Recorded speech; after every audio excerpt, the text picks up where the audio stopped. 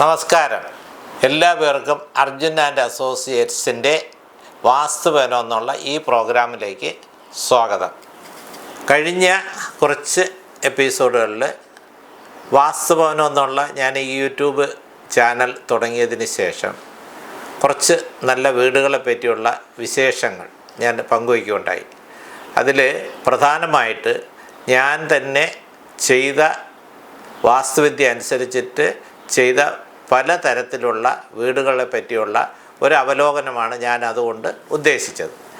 അതിലാദ്യത്തെ വീടും പ്ലാനും എന്നുള്ള ആ ഒരിതിൽ ആദ്യം ഞാൻ കാണിച്ചത് ഒരു വലിയ പറമ്പിൽ ഒരു 4 കെട്ട് എങ്ങനെ പണിയണം എന്നുള്ളത് ആണ് അതിൻ്റെ ആശയം. അപ്പോൾ അതിനനുസരിച്ചുള്ള വാസ്തുവിദ്യ അനുസരിച്ചിട്ടുള്ള പ്ലാന് തയ്യാറാക്കി അതിൽ പണിത ഒരു വീട്ടിൻ്റെ വിശേഷങ്ങളാണ് അതിൽ പങ്കുവച്ചത്. രണ്ടാമത്തെ വീടും പ്ലാനും എന്നുള്ളതിൽ ഞാൻ പങ്കുവച്ചത് ഒരു ചരിഞ്ഞ ഭൂമി, കോമ്പസ് വെച്ച് ഒരു ചരിഞ്ഞ ഭൂമിയിൽ അല്ലെങ്കിൽ മാഗ്നറ്റിക് ഡയറക്ഷൻ അനുസരിച്ചിട്ട് ദിശ ക്രമീകരിച്ച് എങ്ങനെ ഒരു വീട് പണിയാം എന്നുള്ളതാണ് രണ്ടാമത്തെ വീടും പ്ലാനിൽ കാണിച്ചത്. മൂന്നാമതായിട്ട് കാണിച്ചത് ഒരു മോഡേൺ വീടാണ് ഞാൻ കാണിച്ചത്. അത് ആധുനിക രീതിയിൽ 24 ഞാൻ പണിത ഒരു വീട്ടിൻ്റെ വിശേഷങ്ങളും അത് വാസ്തുവിദ്യ അനുസരിച്ചിട്ട് എങ്ങനെയാണ് ചെയ്തേക്കുന്നുള്ള അതാണ് മൂന്നാമത്തെ വീടിൻ്റെ വിശേഷമായിട്ട് പോയത്. നാലാമത്തെ വീട് നമ്മൾ പറഞ്ഞത് ഒരു നിലയുള്ള ഒരു 4 കെട്ട്, ഒറ്റ നിലയിൽ ഒരു 4 കെട്ട് പണിയുകയാണെങ്കിൽ അത് എങ്ങനെ ആയിരിക്കണം എന്നുള്ളതാണ് ഈ നാലാമത്തെ വീടും പ്ലാനും എന്നുള്ളതിൽ ഞാൻ സൂചിപ്പിച്ച് അത് വിശദീകരിച്ചത്. ഇന്ന് ഞാൻ ഉദ്ദേശിക്കുന്നത് ഇതിൽ നിന്ന് വ്യത്യസ്തമായിട്ട് ഓരോ വീടും പ്ലാനും ഞാൻ കാണിക്കുമ്പോൾ അതിൽ ഓരോന്നിലും ഓരോ ശാസ്ത്രവിധി പ്രകാരം ഉള്ള ആശയങ്ങൾ അതിനകത്ത് ഉൾപ്പെടുത്തിയിട്ടാണ് ഈ വീടുകളെല്ലാം കാണിക്കുന്നത്. ഇന്ന് നമ്മൾ കാണിക്കുന്നത് 5ാമത്തെ വീടും പ്ലാനും എന്നുള്ളതാണ്. ഈ വീട്ടിൻ്റെ ഒരു സവിശേഷത എന്തെന്ന് വെച്ചാൽ ഞാൻ നേരത്തെ സൂചിപ്പിച്ചതുപോലെ 4 വീടുകളും 4 ആശയങ്ങളാണ്. 4 തച്ചുശാസ്ത്ര വിധിപ്രകാരം വീട് പണിയുമ്പോൾ നമ്മൾ അറിഞ്ഞിരിക്കേണ്ടതും അതെങ്ങനെയാണ് ചെയ്യണമെന്നുള്ളതും പ്രായോഗികമായിട്ട് പ്രാക്ടിക്കൽ സൈഡിൽ വെറും ഗ്രന്ഥങ്ങളിൽ നിന്ന് മാത്രം പഠിക്കാതെ അത് എങ്ങനെയാണ് നമ്മൾ അത് വീട് പണിയുമ്പോൾ പുലർത്തേണ്ട ചിട്ട എങ്ങനെയാണെന്നുള്ളതും ഞാൻ അതുകൊണ്ട് സൂചിപ്പിക്കുകയുണ്ട്. ഇന്നത്തെ വീടിൻ്റെ ഒരു പ്രത്യേകത എന്തെന്ന് വെച്ചാൽ ഒരു നീളം കൂടിയ വസ്തു, അത് വാസ്തുശാസ്ത്രത്തിൽ പറയുന്നുണ്ട്. അതാണ് പറഞ്ഞത്. വാസ്തുശാസ്ത്ര പ്രകാരം കിഴക്ക് പടിഞ്ഞാറ് നീളത്തിലുള്ള ഒരു വസ്തുവിൽ ആണ് നമ്മളൊരു വീട് പണിയാനുള്ളൊരു സാഹചര്യം ഉണ്ടായാൽ ആ വീട് എങ്ങനെ ആയിരിക്കണം നമ്മൾ ഡിസൈൻ ചെയ്ത് നിർമ്മിക്കേണ്ടത്, കൺസ്ട്രക്ഷൻ ചെയ്യേണ്ടതെന്നുള്ളതാണ് ഈ വീടും പ്ലാനും കൊണ്ട് ഞാൻ ഉദ്ദേശിക്കുന്നത്. ഇന്ന് ഞാൻ പരിചയപ്പെടുത്തുന്ന ഈ വീട് കിഴക്ക് പടിഞ്ഞാറ് നീളത്തിലുള്ള ഒരു വസ്തുവാണ്. ആ വസ്തു 20 സെൻറ്റാണ്. ആ 20 സെൻറ്റിൽ ഒരു ഡോക്ടർക്ക് പണിത ഒരു വീടാണ്. അപ്പോൾ 20 സെൻറ്റിൽ ആദ്യം അതിൻ്റെ വാസ്തുപരമായിട്ടുള്ള കാര്യങ്ങളിലേക്ക് നമുക്ക് ആദ്യം ശ്രദ്ധിക്കാം. ഒന്ന്, 20 സെൻറ്റ് കിഴക്ക് പടിഞ്ഞാറ് നീളത്തിലുള്ള അങ്ങനെ വസ്തു കിട്ടിയാൽ അതിൽ ഒരു പ്ലാൻ വരയ്ക്കുന്നതിന് മുമ്പ് അതിൻ്റെ വാസ്തുപരമായിട്ട് അതിൻ്റെ സ്ഥാനം എവിടെയാണ്, അത് എങ്ങനെയാണ് ചെയ്യേണ്ടതെന്നുള്ള അതിൽ നിന്ന് നമുക്ക് ഈ വീടിനെ കൊണ്ട് ഞാൻ അത് വിശദീകരിക്കാനാണ് ഉദ്ദേശിക്കുന്നത്. കിഴക്ക് പടിഞ്ഞാറ് നീളത്തിലുള്ള ഒരു വസ്തു അതിൽ വീട് പണിയുമ്പോൾ അതിൻ്റെ പ്ലാൻ എവിടെ വരച്ച് ഏത് സ്ഥാനം, വീട്ടിൻ്റെ സ്ഥാനം എങ്ങനെയാണെന്ന് ഈ സ്കെച്ച് നിങ്ങൾ നോക്കുമ്പോൾ നിങ്ങൾക്ക് മനസ്സിലാവും. ഇത് കണ്ടോ, ഈ കിഴക്ക് വശം കാണിച്ചിട്ടുണ്ട്, പടിഞ്ഞാറ് വശം കാണിച്ചിട്ടുണ്ട്. അപ്പോൾ കിഴക്ക് വശത്തുള്ള ഈ വസ്തു നീളത്തിന് കിടക്കുന്നത് കൊണ്ട് അതിൻ്റെ ഒരംശം ഏതെങ്കിലും ഒരു സൈഡ് ഒതുക്കി പണിയണം എന്നാണ് ശാസ്ത്രവിധി. ഞാൻ ഒന്നുകൂടെ അത് സൂചിപ്പിക്കാം. കിഴക്ക് പടിഞ്ഞാറായിട്ട് നീളം കൊണ്ട ഒരു വസ്തുവിലാണ് വീട് പണിയുന്നതെങ്കിൽ ആ വസ്തുവിൻ്റെ ഏതെങ്കിലും ഒരറ്റത്ത്, ഒന്നിൽ പടിഞ്ഞാററ്റത്തോ കിഴക്ക് അറ്റത്തോ ആണ് ആ വീട് പണിയേണ്ടത്, സ്ഥാനം കാണേണ്ടത്. മറിച്ച് തെക്ക് വടക്കായിട്ട് നീളത്തിലുള്ള ഒരു വസ്തുവാണെങ്കിൽ ആ വസ്തുവിൻ്റെ മധ്യഭാഗത്തായിരിക്കണം വീടിൻ്റെ സ്ഥാനം നിർണ്ണയിക്കേണ്ടതെന്നാണ് ശാസ്ത്രവിധി. അപ്പം നമ്മൾ ഈ ശാസ്ത്ര ഗ്രന്ഥങ്ങളിൽ പറഞ്ഞിരിക്കുന്ന ഈ കാര്യങ്ങൾ നമ്മൾ വെറുതെ വീടിൻ്റെ ഒരു കണക്ക് പറയുമ്പോൾ അതിൻ്റെ ശാസ്ത്രം പറയുമ്പോൾ അത് എങ്ങനെ പ്രാവർത്തികമായിട്ട് ഒരു വീട് പണിത് ആ വീടിൽ പണിതതിന് ശേഷം അതിൽ താമസിക്കുന്നവരുടെ അനുഭവം കൂടി നല്ലതായിട്ട് വന്നാൽ മാത്രമേ നമുക്ക് ഇതിനകത്തൊരു വിശ്വാസയോഗ്യമായിട്ടുള്ള ഒരവസ്ഥ കിട്ടുള്ളൂ. അതാണ് ഇന്ന് തച്ചുശാസ്ത്രത്തിന് പറ്റിയിരിക്കുന്ന ഒരു ഗുണവും ദോഷവുമായിട്ട് പറയുന്നത്. അതിനകത്ത് കുറേ നല്ല ഭാഗങ്ങളുണ്ട്. വീട് ശാസ്ത്രവിധി പ്രകാരം പണിയുകയാണെങ്കിൽ അനുഭവം നല്ലതായിരിക്കും. മറിച്ച് കുറേ അന്ധവിശ്വാസം ആവശ്യമില്ലാതെ ഗ്രന്ഥങ്ങളിൽ പറയുന്ന കാര്യങ്ങൾ വെറുതെ ഇങ്ങനെ പറഞ്ഞുകൊണ്ട് ഒരു വീടിൻ്റെ സ്ഥാനം കാണുകയോ അതിനെപ്പറ്റി ഒരു പ്ലാന് വരയ്ക്കുന്നതിനെ പറ്റി ഒരു പരിജ്ഞാനം ഇല്ലാതെയോ ഒക്കെ ഉള്ള ആൾക്കാർ ഇത് കൈകാര്യം ചെയ്യുമ്പോൾ ഗുണത്തെക്കാളേറെ ദോഷം വരും എന്നുള്ളത് എൻ്റെ അനുഭവത്തിൽ നിന്ന് ഞാൻ പലയിടത്തും കണ്ടിട്ടുള്ളതാണ്. അതിന് കുറച്ചൊരു മാറ്റമെങ്കിലും ആളുകളുടെ ഇടയിൽ ഒരു ചിന്തയ്ക്ക് വേണ്ടിയാണ് ഞാൻ ഈ മേഖലയിൽ ഇറങ്ങി ഇത്രയും വർഷത്തെ ഒരു പ്രവൃത്തി പരിചയം കൊണ്ട് ഇതുകൊണ്ട് സൂചിപ്പിക്കുന്നത്. 10-30 വർഷക്കാലം ഈ വീടുകൾ ഇതേപോലെ വാസ്തുവിദ്യ അനുസരിച്ചിട്ടുള്ള പ്ലാൻ വരച്ച് അതിൽ കൺസ്ട്രക്ഷൻ ചെയ്ത് അതിൽ താമസിക്കുന്നവരുടെ അനുഭവം കൂടി ഉൾപ്പെടുത്തിക്കൊണ്ടാണ്, അത് വിശ്വാസത്തിലെടുത്തുകൊണ്ടാണ് ഞാൻ ഇങ്ങനെ ഒരു സംരംഭത്തിന് ഇപ്പോൾ മുതിരുന്നത്. ഞാൻ ഇതുവരെ വാസ്തുവിദ്യ അനുസരിച്ചിട്ട് ഒരുപാട് ലേഖനങ്ങളൊക്കെ എഴുതിയ ഒരാളാണ്, അതിനെപ്പറ്റി സംസാരിച്ചിട്ടുമുണ്ട്. പക്ഷേ യൂട്യൂബ് വഴി ഞാൻ കുറച്ചുകൂടി അതിൻ്റെ ഒരു അടിത്തറ ഉറപ്പിക്കാൻ വേണ്ടിയാണ് ഇങ്ങനെ ഒരു പ്രോഗ്രാം ഞാൻ പ്ലാൻ ചെയ്ത് മുന്നോട്ട് പോയിക്കൊണ്ടിരിക്കുന്നത്. ഇത് 20 സെൻറ്റിൽ കിഴക്ക് പടിഞ്ഞാറ് നീളത്തിലുള്ള ഒരു വസ്തുവിലാണ് ഇതിൻ്റെ പ്ലാനും അതിൻ്റെ കൺസ്ട്രക്ഷനും ഡിസൈനും ഒക്കെ പൂർത്തിയാക്കിയെന്ന് ഞാൻ സൂചിപ്പിച്ചു. അപ്പോൾ ഇതിൻ്റെ ഒരു മൊത്തത്തിൽ വാസ്തുപരമായിട്ട് ഒരു കാര്യങ്ങൾ നമ്മൾ നോക്കുകയാണെങ്കിൽ ഇതൊരു ഡോക്ടർക്ക് പണിത ഒരു വീടാണ്. ഇത് പൂർണ്ണമായിട്ടും വാസ്തുവിദ്യ അനുസരിച്ചിട്ട് ഒരളവിനോ അതിനകത്ത് ഒരു കണക്കുകൾക്കോ ഒരു കുറവും വരാതെ കൃത്യമായി അത് പാലിച്ചുകൊണ്ട് ഒരു നല്ലൊരു എലിവേഷൻ, ട്രഡീഷണൽ എന്ന് പറഞ്ഞാൽ 100% കേരളീയ ശൈലി അല്ലെങ്കിൽ പോലും അതിൻ്റെ ഒരു ടച്ചോടുകൂടി ഒരു ആധുനിക മുഖവും കൂടെ ഞാൻ ഈ വീട്ടിൻ്റെ നിർമ്മാണത്തിൽ ഞാൻ കൊടുക്കാനായിട്ട് ശ്രമിച്ചിട്ടുണ്ട്. അതിൻ്റെ എലിവേഷൻ ശ്രദ്ധിച്ചാൽ അത് മനസ്സിലാവും. അതിമനോഹരമായിട്ടുള്ള ഒരു ഫ്രണ്ട് എലിവേഷനും വിശാലമായിട്ടുള്ള ഒരു മുറ്റവും അതുപോലെ തന്നെ അതിനെ എത്രയും ഭംഗിയായിട്ട് ഒരു ലാൻഡ്സ്കേപ്പിംഗ് ഒക്കെ ചെയ്ത് കാർ പോർച്ചിൻ്റെ സൗകര്യങ്ങളൊക്കെ ഉൾപ്പെടുത്തി നല്ലൊരു വീടാണ് ഇത് ഈ കാണുന്നത്. നമുക്കിതിൻ്റെ ആദ്യമായിട്ട് ഇതിൻ്റെ പ്ലാനിലേക്ക് തന്നെ പോകാം. വാസ്തുപരമായ കാര്യങ്ങൾ പ്ലാനിലേക്ക് തന്നെ പോകാം. അത് നോക്കുക. ആദ്യം നമ്മൾ ആ വീടിൻ്റെ കണക്കും കാര്യങ്ങളും വാസ്തുപരമായിട്ട് കാര്യങ്ങളും നോക്കിയതിന് ശേഷം അതിൻ്റെ മറ്റ് സൈഡിലേക്ക് നമുക്ക് മറ്റ് കാര്യങ്ങളിലേക്ക് ചിന്തിക്കാവുന്നതാണ്. ഈ വീടിൻ്റെ വാസ്തുപരമായിട്ടുള്ള അളവുകളും അതിൻ്റെ വിശദീകരണങ്ങളുമാണ് ഞാൻ ഇനി സൂചിപ്പിക്കുന്നത്. ഇതിൻ്റെ പ്രധാന ചുറ്റളവ് കണക്കാക്കിയിരിക്കുന്നത് 76 കോല് 8 അങ്കുലമാണ്. അതിൻ്റെ ദീർഘം എന്ന് പറയുന്നത് 26 കോൽ 2 അങ്കുലം. മീറ്ററിൽ പറയുകയാണെങ്കിൽ 18.78 മീറ്ററും വിസ്താരം 17 കോൽ 16 അങ്കുലം എന്ന് പറഞ്ഞാൽ 12 മീറ്റർ 72 സെൻറ്റിമീറ്റർ. അങ്ങനെയാണ് ഇതിൻ്റെ വീടിൻ്റെ വാസ്തുപരമായിട്ടുള്ള ചുറ്റളവായിട്ട് ആദ്യം കണക്കാക്കിയിരിക്കുന്നത്. അപ്പോൾ അതിൻ്റെ ദർശനം അനുസരിച്ച് പറയുകയാണെങ്കിൽ അത് പഞ്ചയോനിര കണക്കിലാണ്. അപ്പോൾ എന്താ കാര്യം, വീട് കിഴക്കോട്ട് ദർശനവും 5ൻ്റെ കണക്ക് പഞ്ചയോനിര വൃഷഭയോനിര കണക്കിലാണ് അതിൻ്റെ ചുറ്റളവ് ഞാൻ ക്രമീകരിച്ചിട്ടുള്ളത്. ഇനി അതിൻ്റെ ഓരോ മുറികളുടെ കണക്കിലേക്ക് നമുക്ക് കടക്കാവുന്നതാണ്. അപ്പോൾ ഇത് പ്രധാന ചുറ്റളവായി. അത് കഴിഞ്ഞ് ഓരോ റൂം ബേസിലുള്ള അളവുകളിലേക്ക് നമുക്ക് കടക്കാം. ആദ്യമായിട്ട് നമുക്കൊരു വരാന്ത, ഒരു കാർ പോർച്ച്, ഫ്രണ്ടിലൊരു കാർ പോർച്ചുണ്ട്.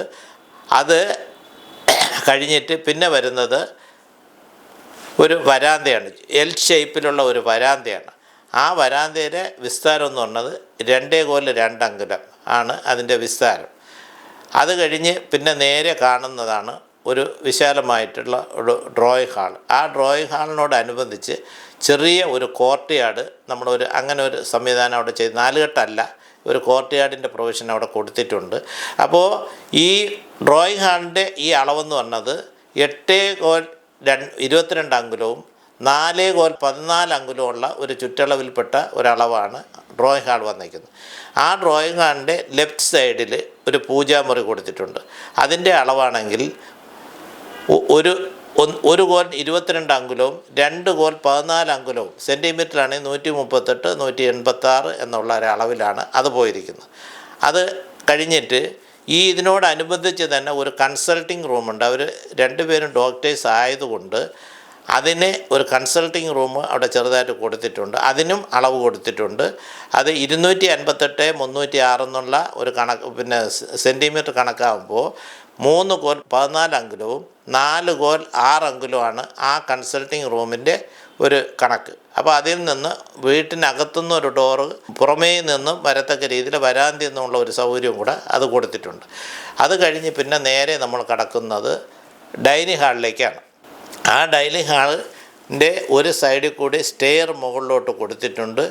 ഇതിൻ്റെ അടിവശത്തുള്ള സ്പേസ് നമുക്ക് പൗഡർ റൂമായിട്ട് നമ്മൾ ക്രമീകരിച്ചിട്ടുണ്ട്.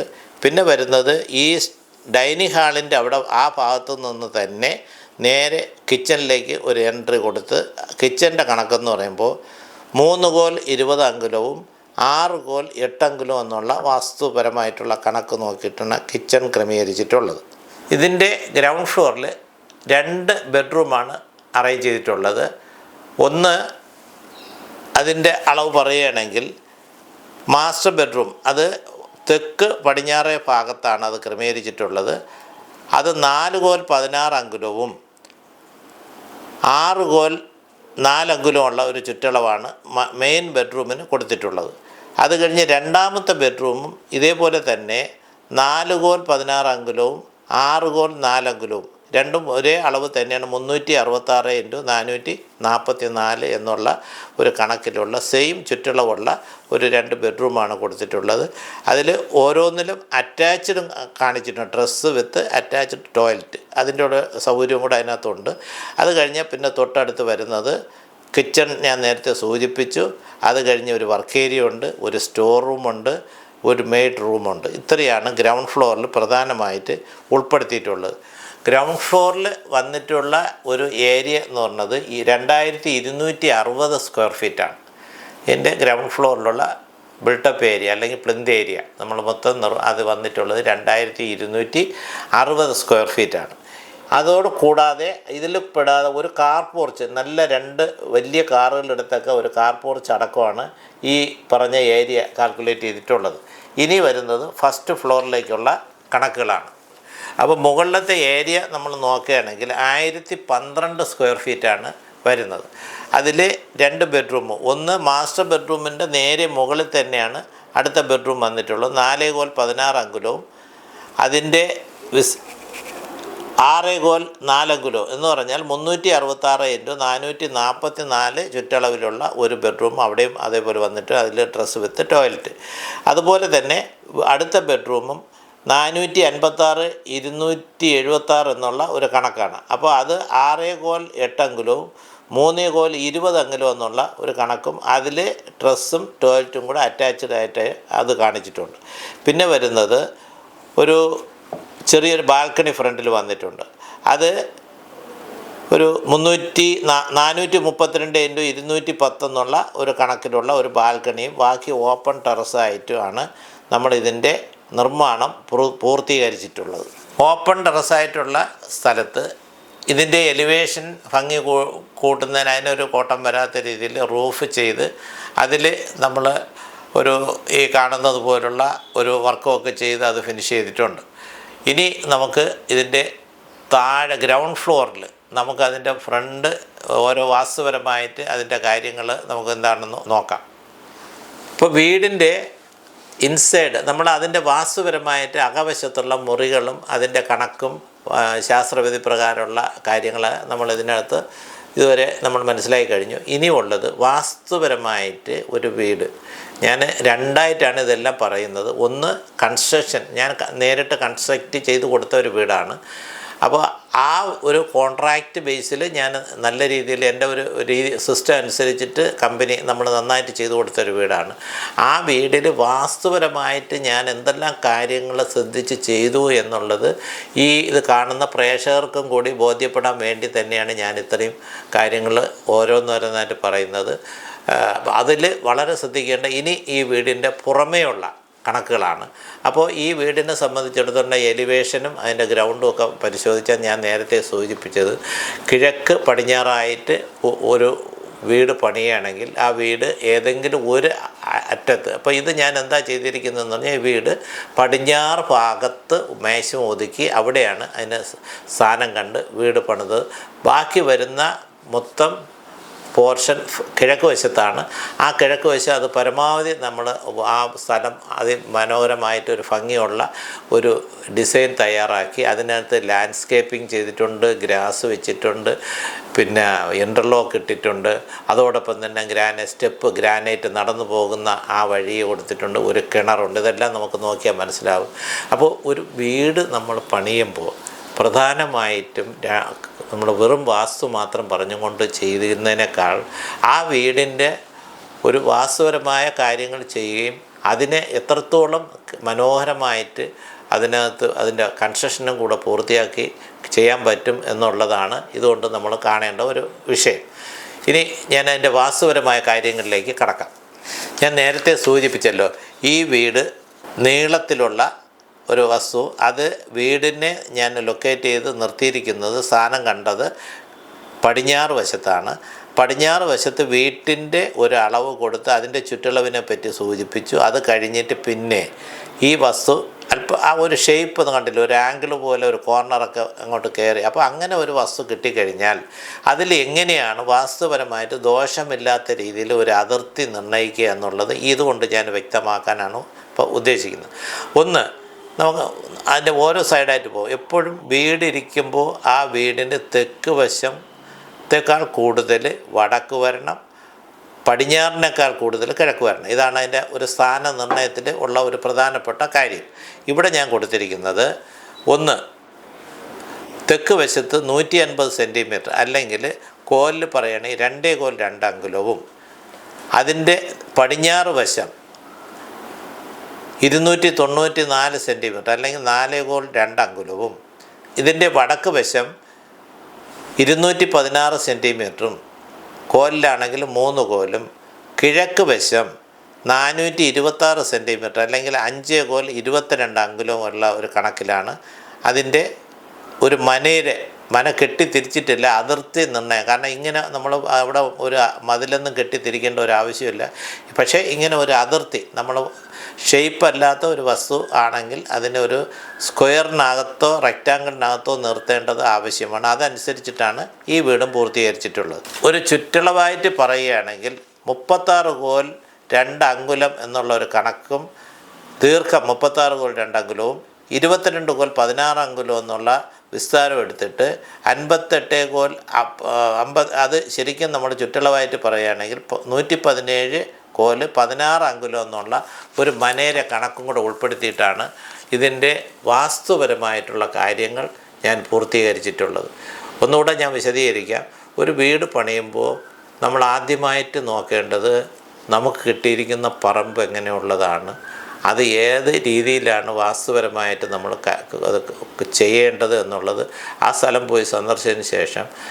ഇപ്പോൾ ഈ ഒരു വീടും ഈ ഒരു എപ്പിസോഡും കൊണ്ട് ഞാൻ ഉദ്ദേശിക്കുന്നത്, ഇങ്ങനെയുള്ളൊരു പറമ്പിലാണ് നിങ്ങൾ വീട് പണിയാൻ ഒരു സാഹചര്യം വന്നാൽ അതിൽ മിനിമം അറിഞ്ഞിരിക്കേണ്ട കാര്യങ്ങളാണ്. ഒരുപാട് കാര്യങ്ങൾ വേറെ ഉണ്ട്, എങ്കിലും മിനിമം അതിൻ്റെ വീടിൻ്റെ പ്ലാന്, അത് വാസ്തുപരമായ അളവുകൾ, അതിൻ്റെ പുറമേയുള്ള അളവ്, അതിൽ കിണറിൻ്റെ സ്ഥാനം എല്ലാം നോക്കിയാൽ മനസ്സിലാവും. വാസ്തുപരമായിട്ട് ഒരു ബുദ്ധിമുട്ടും ഇല്ലാതെ നമുക്ക് ചെയ്യാൻ കഴിയും എന്നുള്ളതിന് ഒരു വ്യക്തമായ എക്സാമ്പിളാണ് ഞാൻ ഈ വീട് കൊണ്ട് നിങ്ങളിൽ നിന്ന് അഭിപ്രായങ്ങൾ ചോദിക്കുന്നത്. ഇന്ന് നമ്മൾ പരിചയപ്പെട്ട ഈ വീടിൻ്റെ വിശേഷങ്ങൾ നോക്കുമ്പോൾ എനിക്ക് പ്രേക്ഷകരോട് പറയാനുള്ളത്, ഇത് ഞാൻ ചെയ്ത വീടിൻ്റെ 5ാമത്തെ ഒരു വീടിൻ്റെ വിശേഷമാണ്.